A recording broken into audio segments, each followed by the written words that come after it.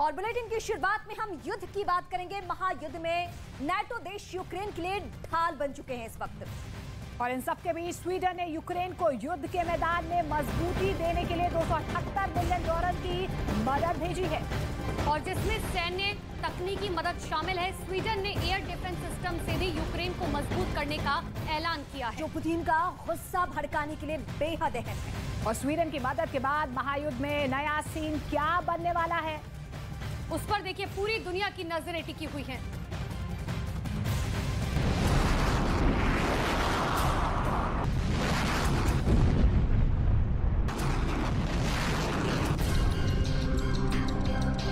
महायुद्ध में रूस ने अपने सबसे घातक हथियारों से तबाही मचा रखी है। यूक्रेन के आसमान में मिसाइलों की ये अपने गांव में स्टेशनरी बिजनेस शुरू करके हर महीने 2 लाख कमा रहे हैं। आपके गांव में भी ये करना है तो फ्रीडम ऐप को अभी डाउनलोड कीजिए। बारिश और पावर स्टेशन पर ड्रोन अटैक से यूक्रेन सहमा हुआ है। ऐसे वक्त में रूस का सामना करने के लिए यूक्रेन को साथी देश ने मदद भेजने का ऐलान किया। जंग में रूस के साथ हाथ मिलाए स्वीडन ने इस बार यूक्रेन को एयर डिफेंस सिस्टम समेत $287 मिलियन की मदद भेजने का ऐलान किया है। स्वीडन के रक्षा मंत्रालय की ओर से जारी राहत पैकेज में यूक्रेन के लिए सैन्य, तकनीकी और मानवीय सहायता शामिल होने की बात कही जा रही है। स्वीडन के रक्षा मंत्रालय का दावा है कि ये यूक्रेन के लिए अब तक का सबसे बड़ा राहत पैकेज होगा। Detta är alltså det största biståndspaketet som Sverige har gett vid ett enskilt tillfälle till Ukraina, 720 miljoner.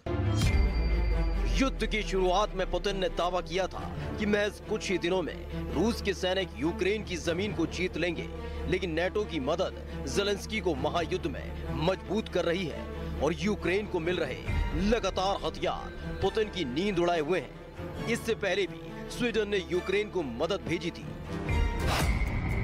जिसमें स्वीडन ने 5000 anti tank rockets, 1,35,000 field ration, 5000 helmet और 5000 बॉडी आर्मर यूक्रेन भेजकर सेना का मनोबल भी बढ़ाया था और मैदान में मजबूत भी किया था। जंग की शुरुआत से स्वीडन यूक्रेन को किसी न किसी जरिए मदद भेज रहा है। पिछले महीने ही यूक्रेन को स्वीडन से 155 mm आर्चर मिली थी। SPG 155 मिलीमीटर की तोप यूक्रेन के जंगी बेड़े में एक घातक हथियार के तौर पर शामिल हुई थी। 155 मिलीमीटर आर्चर BAE सिस्टम की ओर से तैयार की गई स्वचालित होवित्जर है। 155 मिलीमीटर आर्चर में कंप्यूटराइज्ड फायर कंट्रोल सिस्टम मौजूद है।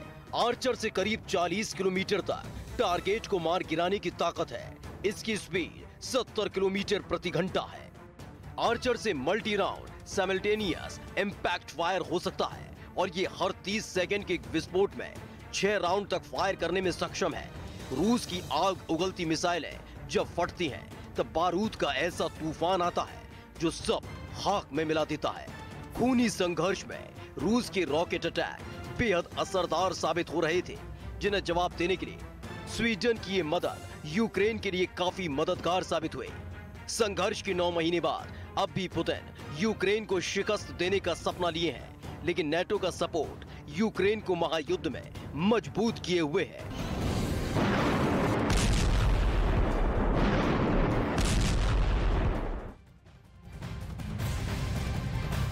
और महायुद्ध के बीच अब अमेरिका और रूस के बीच सीधे टकराव की आशंका बढ़ गई है, क्योंकि समझिए रूस की मीडिया में अमेरिका और ब्रिटेन पर सीधे हमले की अब मांग उठ रही है। अमेरिका से यूक्रेन को मिल रही मदद की वजह से रूस में इतना गुस्सा भर चुका है कि वो सीधे अमेरिका और ब्रिटेन पर मिसाइल गिरने की बात कह रहे हैं। और ये सब हो रहा है रूस के टीवी डिबेट शो की वजह से, और उसमें भी ये तस्वीरें सामने आई।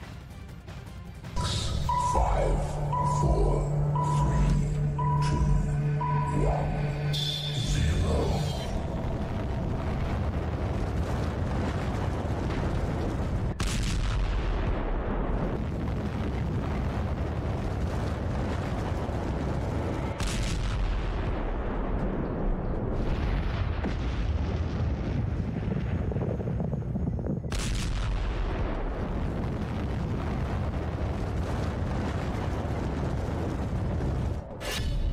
बाइडेन के न्यूक्लियर फुटबॉल में खतरे का अलार्म बजने वाला है।